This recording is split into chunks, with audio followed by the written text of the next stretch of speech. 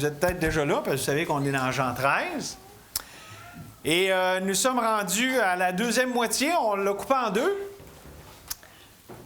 Faites-vous-en pas, il n'a pas fait mal, mais on a coupé le chapitre en deux.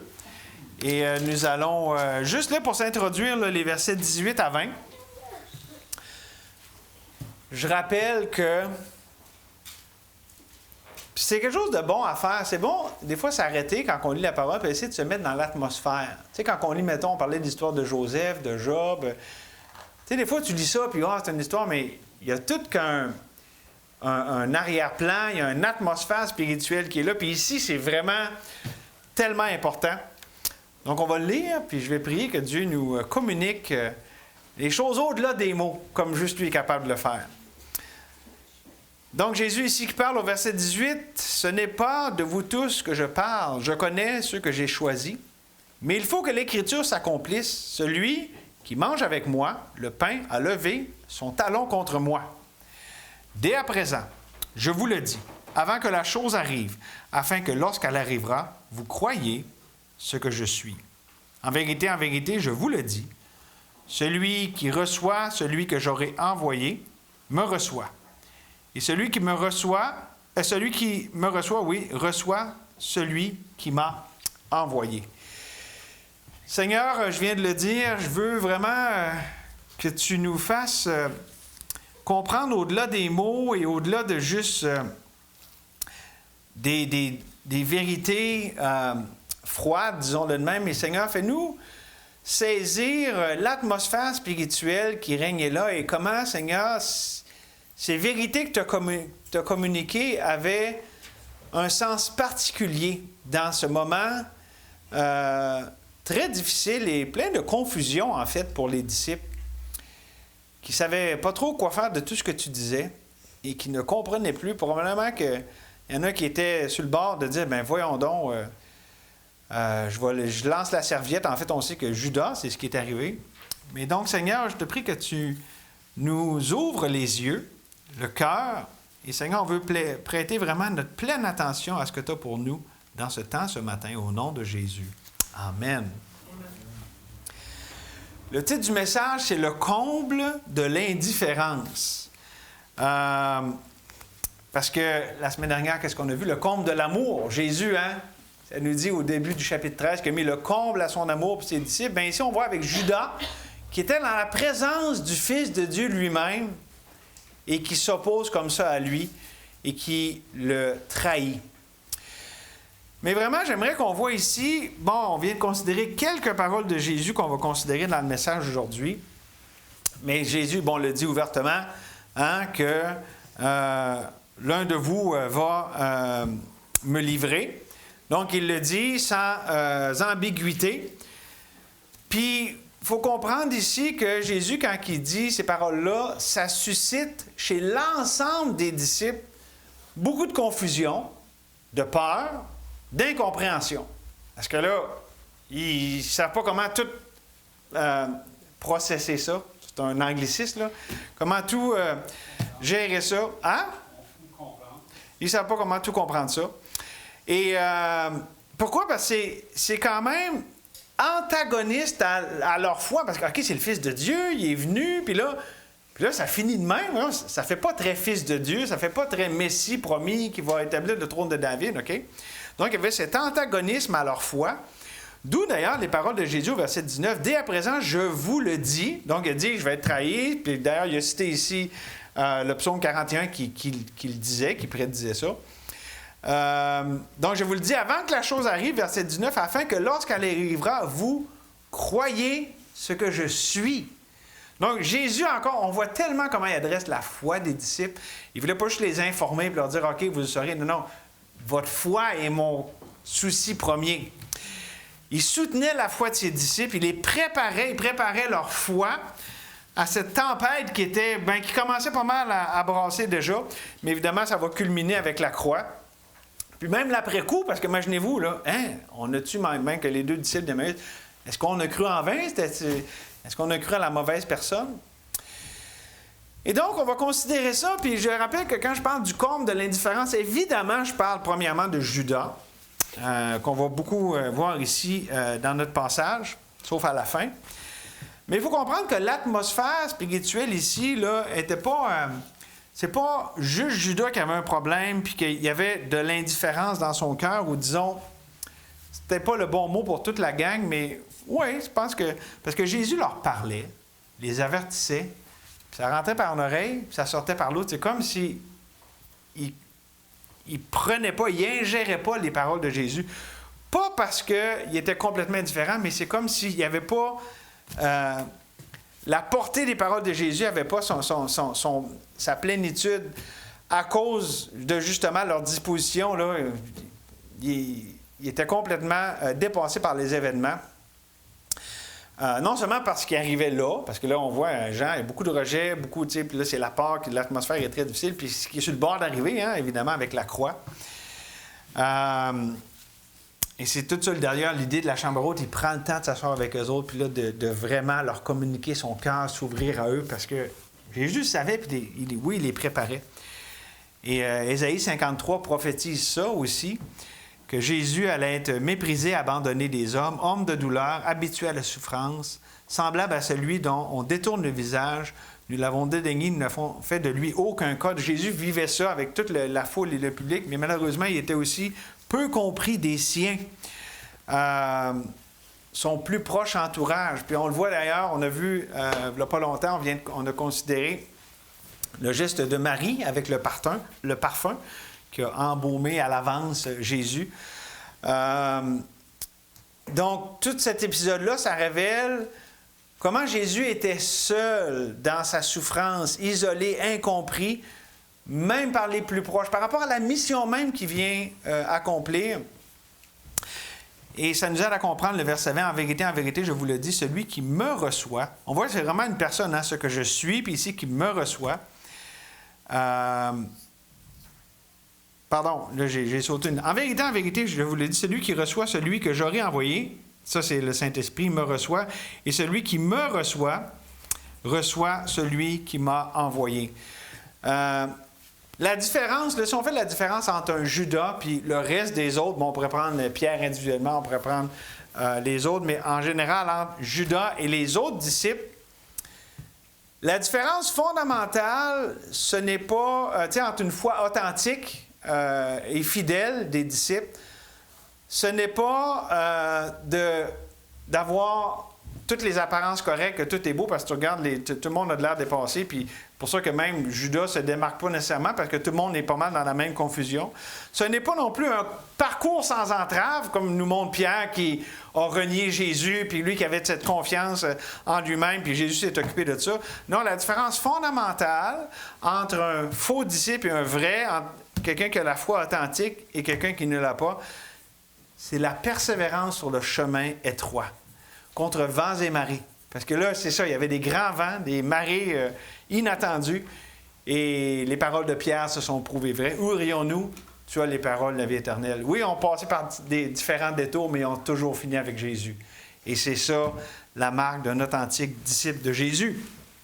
Et ça m'amène à considérer avec vous 3 produits ou 3 fruits du comble de l'indifférence. D'abord, on commence avec du négatif, parce qu'on va voir tout ce qui arrive avec Judas. Dans les versets 21 à 30, ça va être vraiment le cœur du message. On va passer le plus de temps là-dessus. La confusion de l'indifférence, ou la confusion que produit l'indifférence. OK? D'abord, on va au verset 21. Jésus, ici, ayant ainsi parlé, Jésus fut troublé en son esprit et dit expressément, en vérité, je vous le dis, l'un de vous me livrera. C'est spécial que Jésus ici dit qu'il était troublé, alors qu'au verset 18, ça dit qu'il connaissait ceux qu'il avait choisis. Donc Jésus n'était pas surpris par le fait qu'il était trahi, parce que même c'est selon les Écritures que lui-même a cité, OK? C'est comme s'il y avait un choc entre l'omniscience de Dieu et son amour. Jésus n'était pas troublé parce qu'il était surpris, puis « Ah non, là, ça arrive ».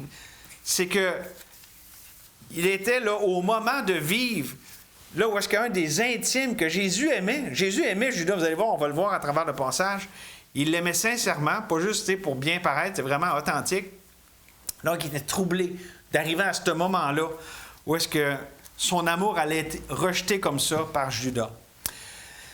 Parce que même si Jésus savait exactement ce qui allait arriver, puis il connaissait les Écritures aussi qui prédisaient ce qui allait arriver, il était quand même touché émotionnellement parce qu'il l'aimait, Judas.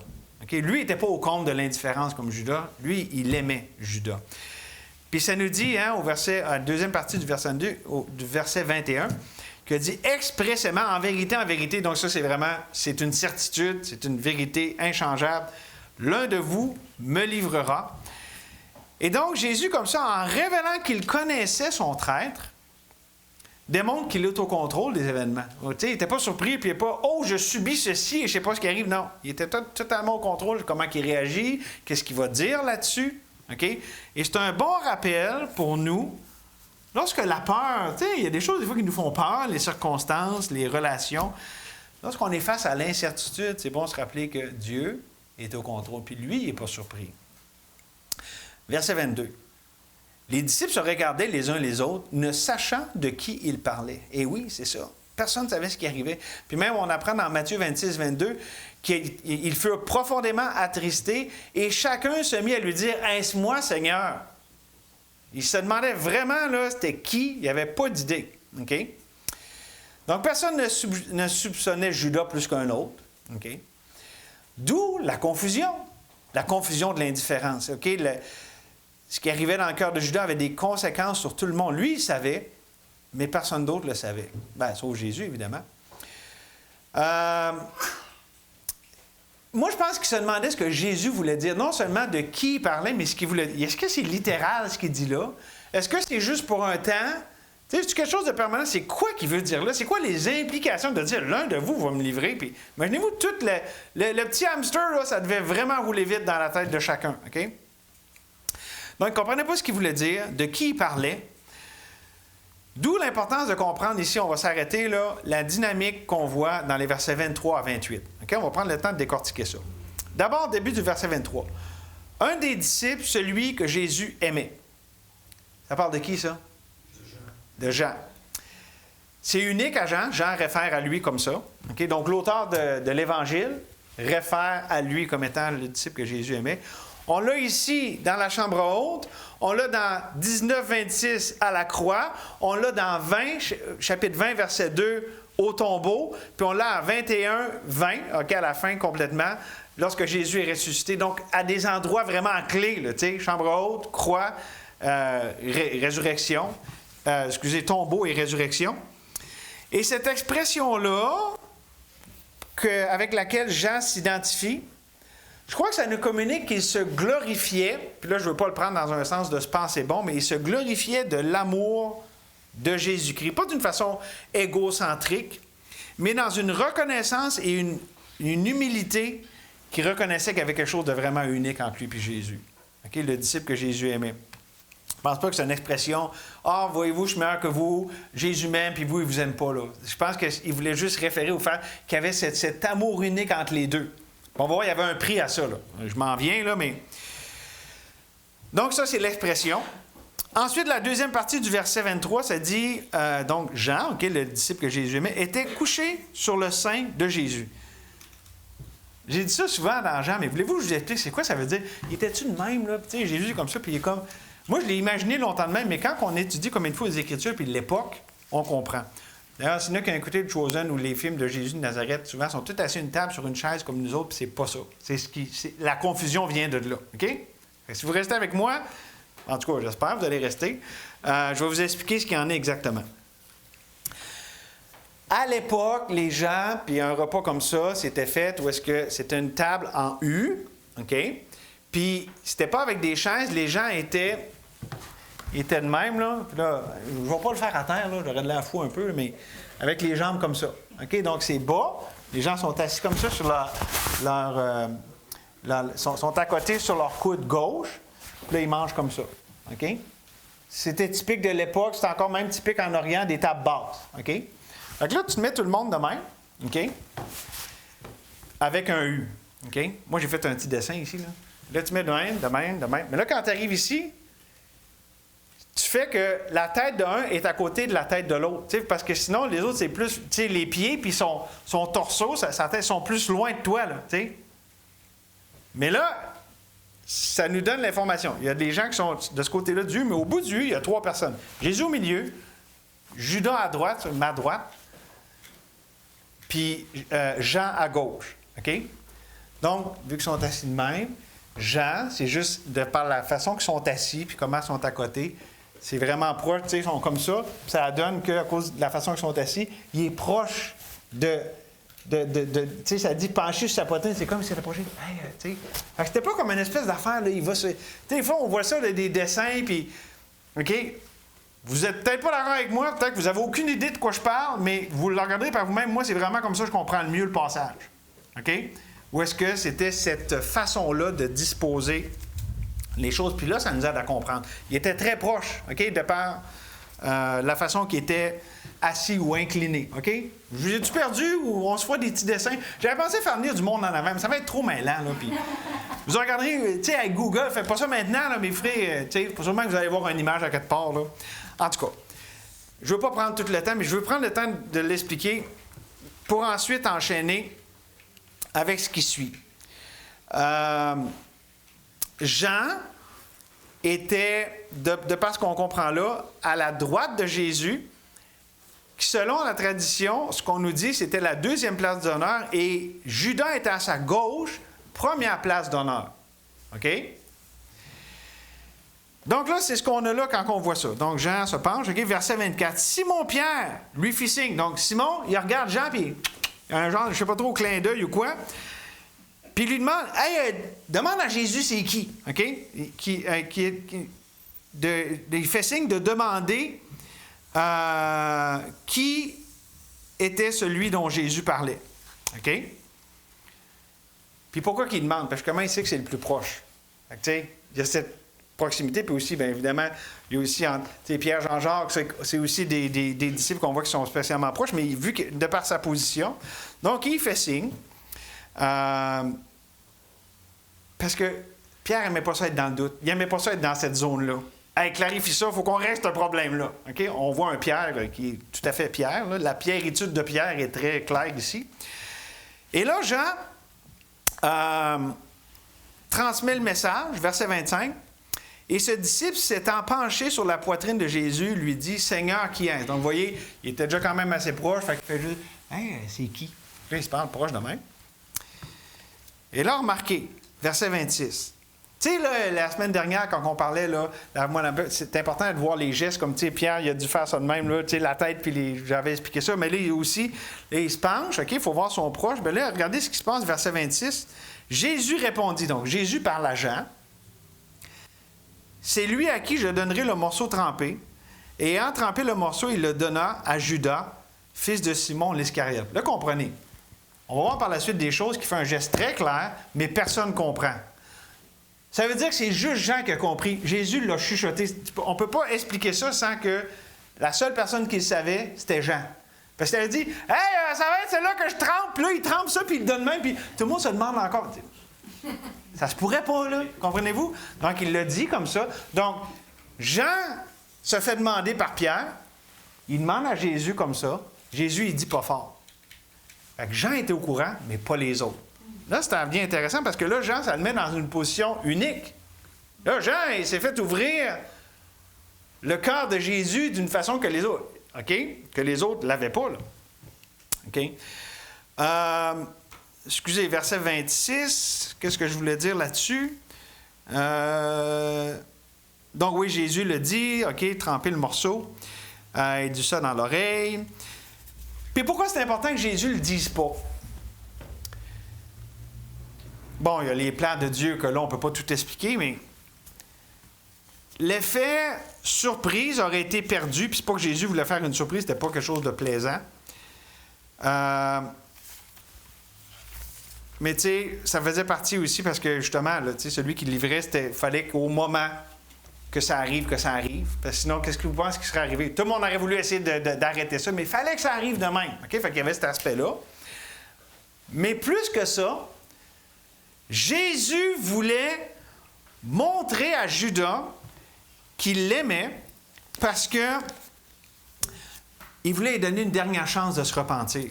Donc, il n'a pas dit à tout le monde, « Hey, ça va être Judas! » Fait que là, Judas, il est comme vendu. « Ben oui, c'est moi. » Puis là, comprenez-vous? Il ne voulait pas l'exposer. Ça lui donnait du temps encore pour se repentir. Donc, c'était aussi pour le bien de Judas qu'il faisait ça. Autrement dit, Jésus voulait vaincre le mal par le bien. Le mal de l'indifférence dans le cœur de Judas face à Jésus, par le bien, par son amour. OK? Comme ça dit d'ailleurs dans Romains 12, versets 20 et 21. « Mais si ton ennemi a faim, donne-lui à manger. S'il a soif, donne-lui à boire. Car en agissant ainsi, tu amasseras des charbons ardents sur sa tête. Ne te laisse pas vaincre par le mal, mais surmonte le mal par le bien. » Jésus accomplit ça parfaitement ici.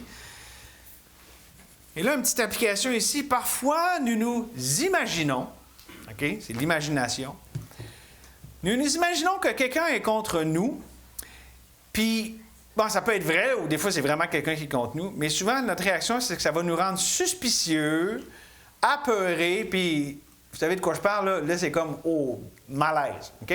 Situation de même, ça arrive, n'est-ce pas? Bien, Jésus savait que Judas était contre lui, OK, qui voulait le livrer. Mais pourtant, son amour et sa bonté envers Judas n'ont fait qu'augmenter. Ça ne l'a pas désorganisé, ça ne l'a pas apeuré.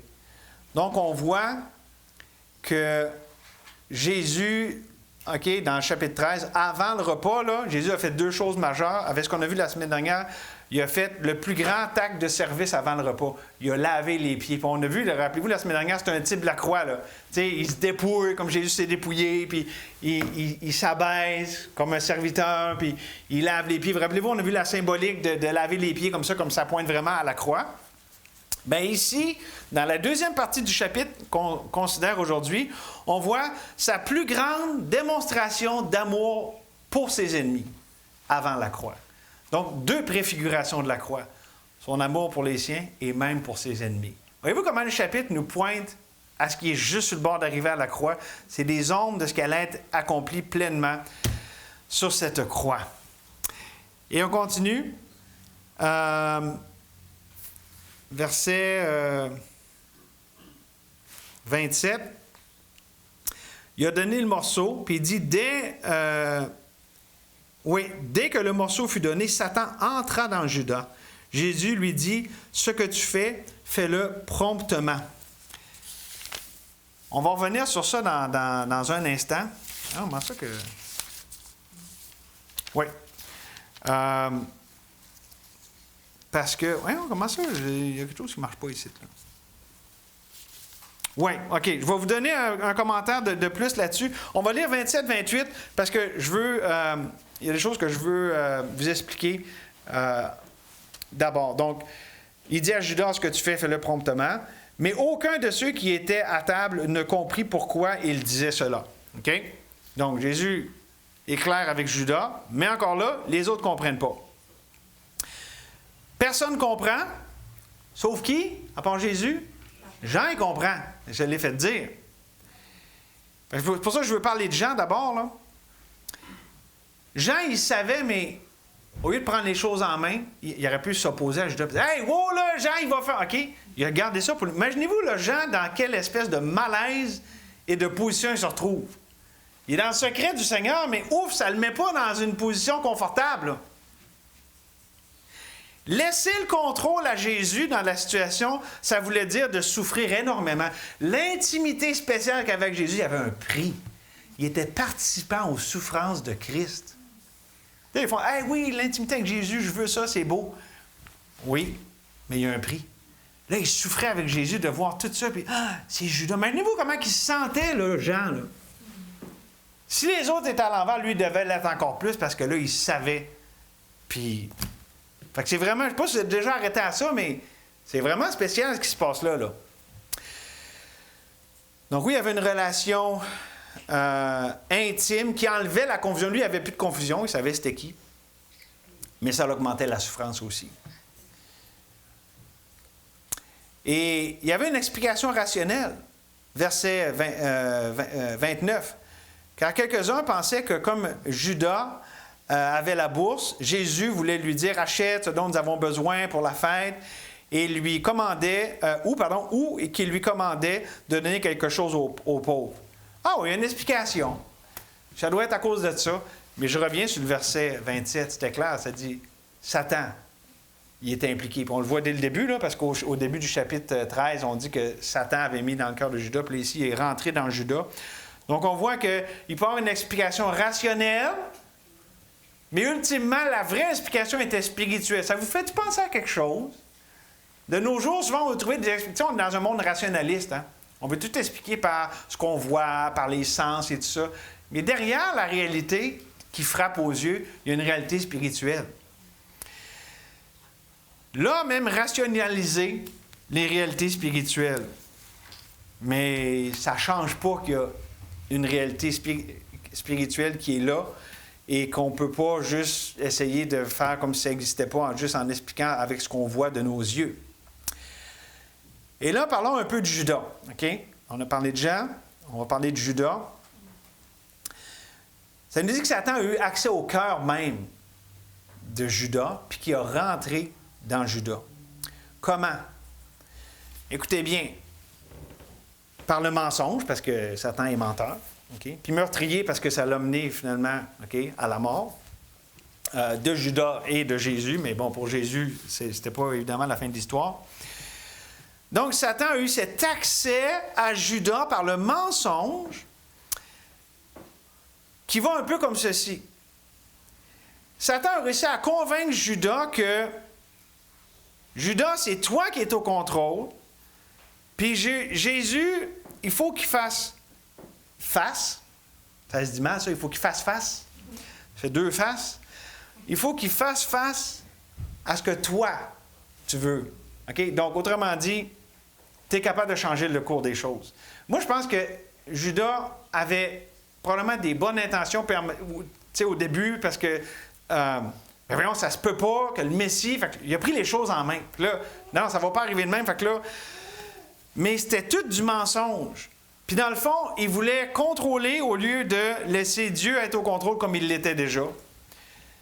Et donc, ce qui est arrivé ici, là, dans le monde spirituel, Judas vivait un mensonge, était esclave du mensonge et donc esclave de Satan. Et c'est encore vrai de nos jours. Si la vérité nous a franchis, puis que Jésus c'est la vérité, le mensonge nous a servi, puis Satan est le prince du mensonge. Fait que vraiment, on fait l'équation, là. Vérité, on y croit, liberté en Jésus. Le mensonge, on y croit, esclavage de Satan. On se fait un esclave de Satan. Je ne sais pas pour vous, mais moi, j'aime pas mal mieux Jésus que Satan. Là. En fait, je ne veux rien savoir de Satan. Là. Fait que ça nous fasse réfléchir quand on est prompt à vouloir croire des mensonges. Puis les mensonges, là, c'est tellement ficelé. Puis les plus beaux mensonges, c'est ceux qui sont les plus subtils et qui sont c'est les plus efficaces, c'est ceux qui ont l'air les plus beaux. Son marketing, ils sont super vendeurs. OK? Et d'ailleurs, c'était ça aussi. Là. Ben voyons, là, ça se peut pas, là. Hey, le Messie, là, ça va être un roi qui règne. Puis tout ça. Non, c'est pas le bon. Fait que là, imaginez-vous tout ce qui se passait aussi dans le cœur, puis la tête de Judas. Puis Judas, donc, rejetait l'amour que Jésus lui donnait.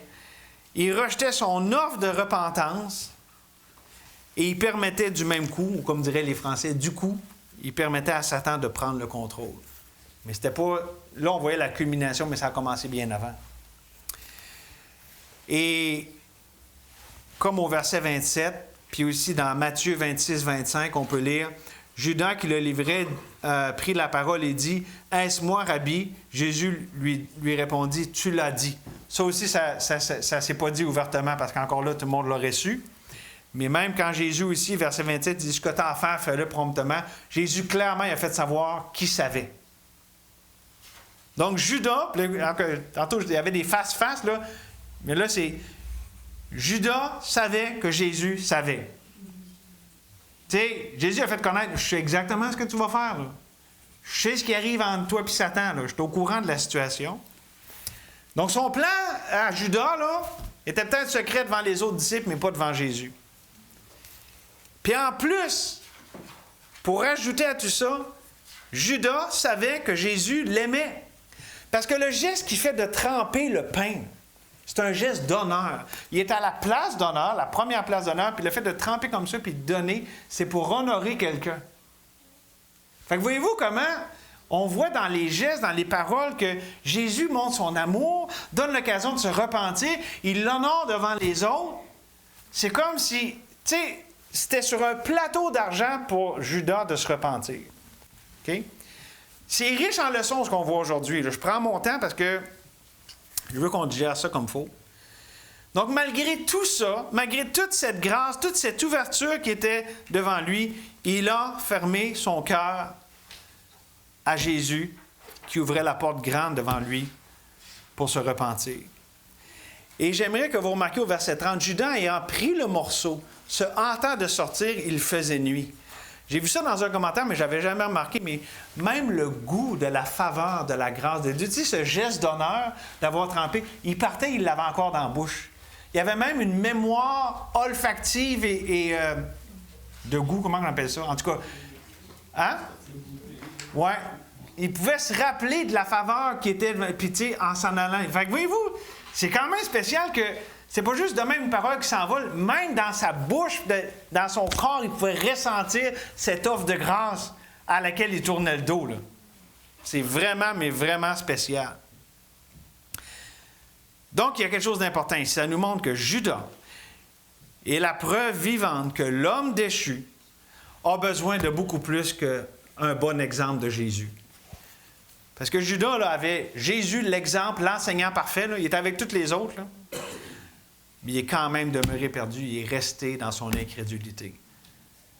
Fait que, il y a quelque chose de vraiment puissant là-dedans, de dire comment l'homme perdu est vraiment perdu, puis que c'est par la grâce qu'on est sauvé, puis que si Dieu ne nous avait pas aimé le premier, je veux dire, c'est ça.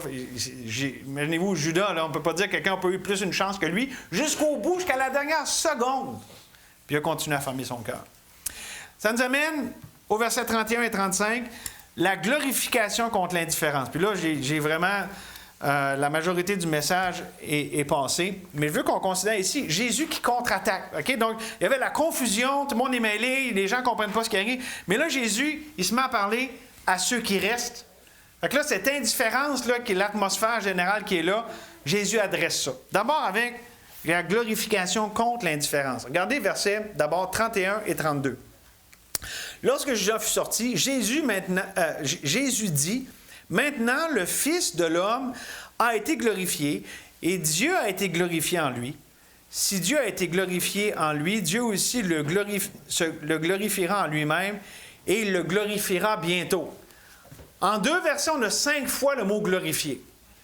Puis ça, ceux qui prennent des notes peuvent mettre à côté Jean 12, 23, parce que Jésus parle de sa mort comme son heure de gloire.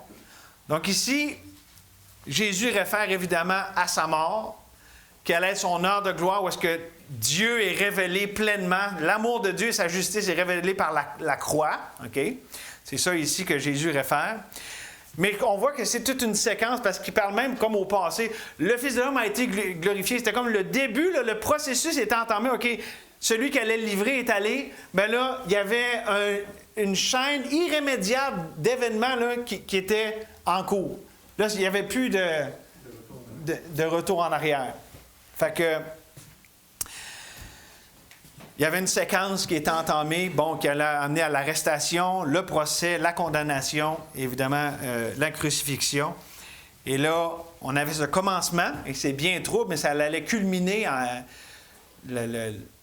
l'ultime mal, c'est-à-dire le Fils de Dieu, saint et bon et vrai, qui était crucifié comme un criminel, mais ça allait aussi donner l'ultime transformation du mal en bien, avec justement cette croix qui nous est si chère, qui nous est toujours chère. Et donc, Jésus allait révéler son amour comme ça n'avait jamais été fait auparavant. Et sa vie tout entière, bien qu'elle soit parfaite, pouvait pas, puis tous ces mots, tous ces beaux discours ne pouvaient pas égaler ce que la croix allait communiquer.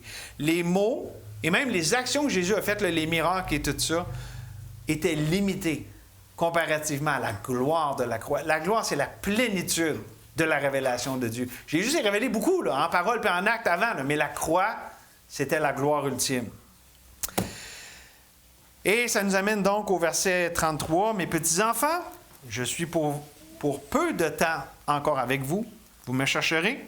Et comme j'ai dit aux Juifs, vous ne pouvez venir où je vais.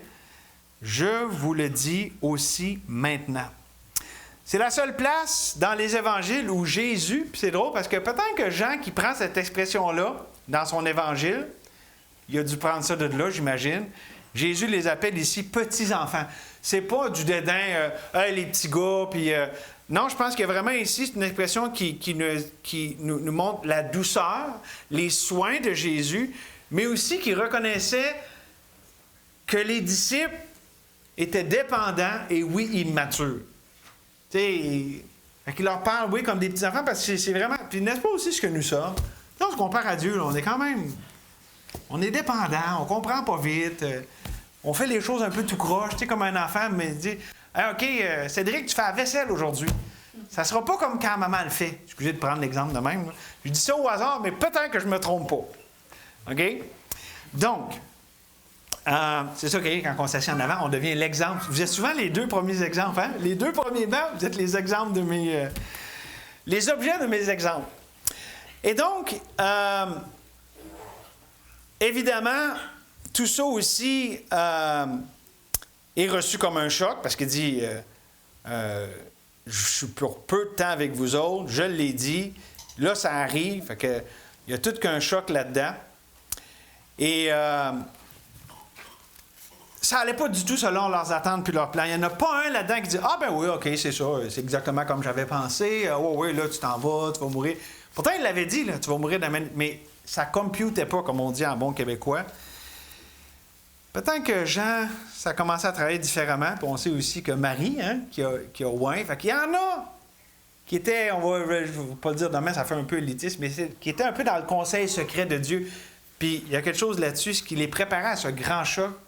La meilleure préparation, c'était leur intimité avec Dieu. Ceux qu'on voit comme ça, qui se démarquent du lot, c'est Jean et Marie qui passaient du temps avec Jésus, qui étaient proches de Jésus, puis qui partageaient ses souffrances. Parce qu'on a vu, oui, ici, Jean qui partage sa souffrance, mais imaginez-vous, Marie, pour qu'elle ait cette compréhension de non seulement la mort, mais tu sais que c'était fait, elle, OK, je fais ça pour ton... pas embaumement, là, ensevelissement.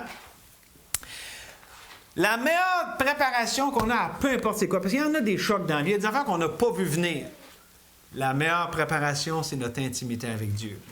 Parce que les circonstances, tu sais, on est dans un monde imprévisible, puis on ne sait jamais ce qui peut nous attendre, mais on peut toujours s'attendre à Dieu. Et quand on est proche de lui, il nous donne la grâce surnaturelle dont nous avons besoin. Je pense d'ailleurs que ça a fait partie de ce que Dieu faisait à travers, tu sais, les années, là, 2020, 21, 22, tu sais, là, les années un peu pas trop comme les autres, là. Mais je pense que Dieu a fait un œuvre spécial à travers cette intimité parce qu'on a découvert notre relation, notre identité avec Jésus d'une façon qu'on ne le connaissait pas. Je pense que c'est le secret. C'est Dieu. C'est Dieu, puis c'est ça. Les fameux versets 34-35, on en parlait un peu, Estelle, tantôt. Hein? C'est tellement important. Je vous donne un commandement nouveau. On ne disait pas les versets en tant que tel, mais l'amour. Je vous donne un commandement nouveau. Aimez-vous les uns les autres comme je vous ai aimés. Vous aussi aimez-vous les uns les autres. À ceci, tous connaîtront que vous êtes mes disciples si vous avez de l'amour les uns pour les autres.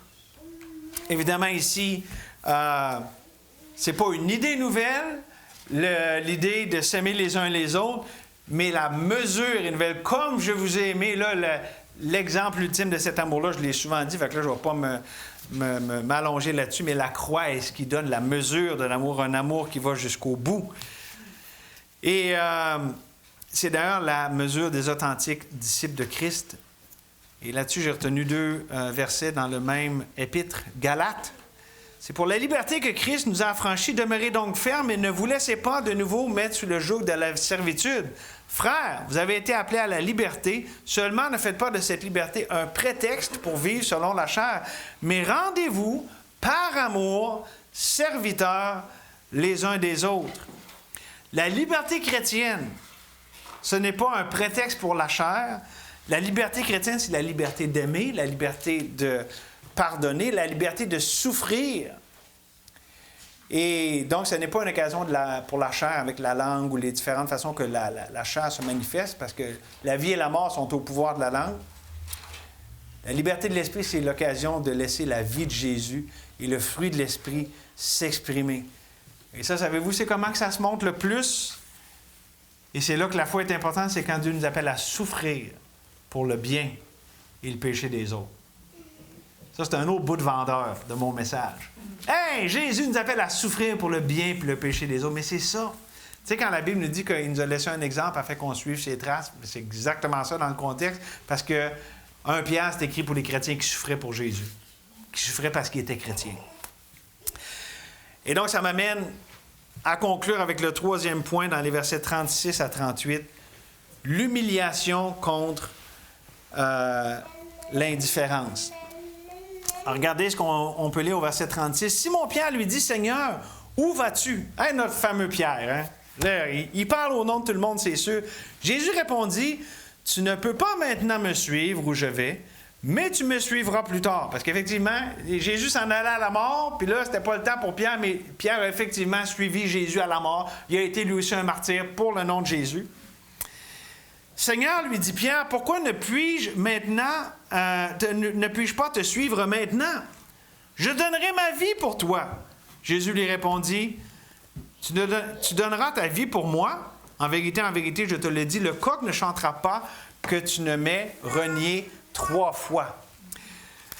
L'humiliation contre l'indifférence. Non seulement Jésus montrait sa gloire avec ce qui s'en venait pour combattre cette indifférence, mais aussi ici avec l'humiliation. Et remarquez que les 2 derniers points du message, les points 2 et 3, c'est la solution de Jésus par rapport au problème de l'indifférence. Et ici, notre fameux Pierre est enlacé, il est enfiroipé, il est embobiné avec l'annonce du verset 38. Jésus, là, c'est quand même pas rien ce qu'il a dit, là. Mes petits-enfants, je suis pour peu de temps avec vous autres, puis je m'en vais. Et là, Pierre, là, il a ce ticket-là. Pour moi, le je vous aimez les uns et les autres, il a dit, attends un peu, c'est pas le temps de parler de ça. Là. Où tu t'en vas? Là? Parce que là, il y a 2 grandes questions pour Pierre. Le où, verset 36, puis le pourquoi, verset 37. OK? Mais au moins, il va à la bonne personne pour en parler. Hey, où c'est que tu t'en vas? Puis, hey, pourquoi qu'on ne peut pas te suivre? Moi, je le comprends, Pierre, là. Je veux dire, c'est normal, tu fais dire de quoi de même, tu veux un peu de savoir ce qui se passe, là. Hey, Jésus, tu ne le dis pas, tu es un peu mystérieux sur des grosses déclarations que tu fais. OK? Fait que, c'est bon de se mettre à la place de Pierre puis comprendre. Tu sais, on peut être dur des fois, au conso qui demande nous pourquoi. Il aurait juste pu accepter sereinement, puis non, excusez, si on laissait à sa place, probablement qu'une d'autres on aurait le gros nerf du cours sorti, puis on dirait où, puis pourquoi nous autres avec. Mais c'est intéressant ce qui arrive, parce que, bon, avec ici ce qui arrive, Pierre exige une explication. Combien de fois notre exigence d'explication avec ce que Dieu, tu sais, les circonstances, les souffrances qu'il nous envoie, combien de fois, lorsqu'on veut des explications de main, ça nous empêche de recevoir les avertissements du Seigneur? Parce que là, Jésus dit, hey, t'es prêt Pierre a dit, je suis prêt à aller à la mort. Ah oui, t'es vraiment prêt? Puis il a dit, tu vas me renier 3 fois. Il l'avertit. Mais ça aussi, je ne pense pas que ça computait dans le cœur de Pierre. Et c'est vraiment une question de timing, parce que Jésus dit, oui, tu vas pouvoir me suivre, mais pas maintenant. Parce que tu n'es pas prêt.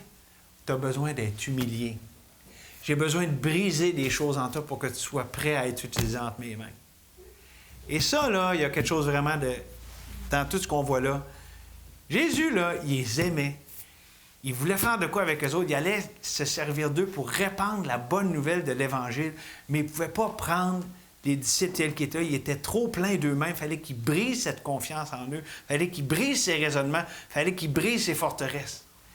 Puis quand on voit dans le livre des Actes, là, des gens qui sont remplis du Saint-Esprit parce que c'était des personnes brisées, ils l'ont toutes fui. Ils ont toutes été dans la confusion puis l'indifférence. Ils ont toutes été brisés, mais remodelés puis préparés pour ce que Dieu voulait faire avec eux autres.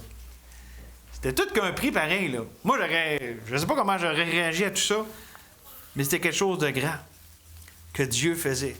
Puis il y avait le timing. Il y avait vraiment le timing. Donc, notre pauvre Pierre, hein, qui lui, disons que c'est pas le gars, il n'y a pas de subtilité avec Pierre. Son désarroi, puis sa chute aussi, hein, il est tombé, bang! Tu sais, lui, il s'est pas juste enfargé un petit peu, oups, de même, là. Il a fait 3 culbutes de même, puis là, il était tout plein de poussière, puis c'est comme, tout le monde a vu, tadam! Pierre vient de se planter. Avec Pierre, c'était pas mal l'histoire de sa vie. Avec Pierre, il n'y avait rien de très subtil et pas évident. Tu sais, les chuchotages entre Jésus et Jean, là, ça, c'était pas du domaine de Pierre, là, tu sais. Mais, regardez Pierre par la suite. C'est drôle comment il parle avec hardiesse. Il dit « Vous avez renié ». Il parle dans le livre des Actes.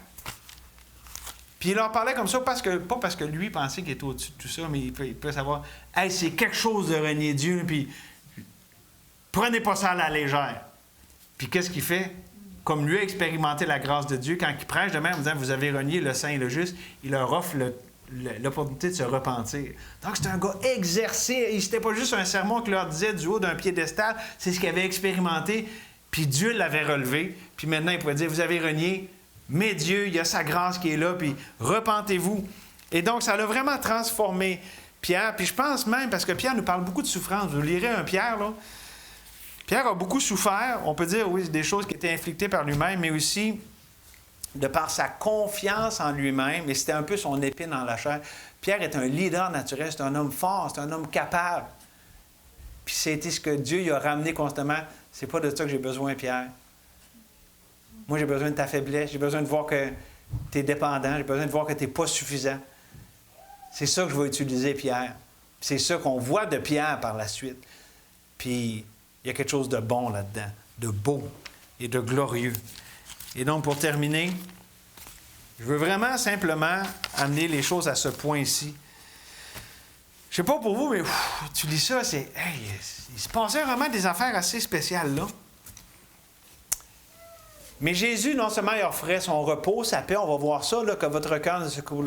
On prend de l'avance, là, verset 1 du chapitre 14, que votre cœur ne se trouble point, croyez en Dieu, croyez en moi.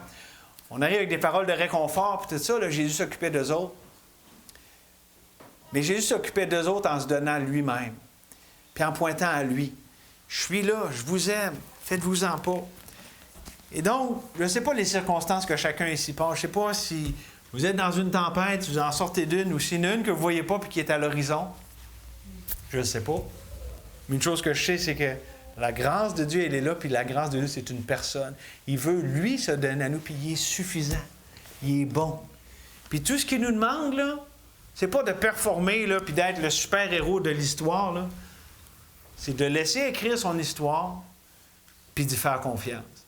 De se soumettre dans l'humilité, de dire Dieu. Puis c'est ça, l'obéissance de la foi. Parce que c'est beau de dire, ah, j'ai mon identité en Jésus, puis ça, mais ça, l'obéissance, dans l'humilité, de dire, OK, Dieu, je vais arrêter de regimber, puis je me soumets. Je te fais confiance. J'accepte ce que tu m'envoies.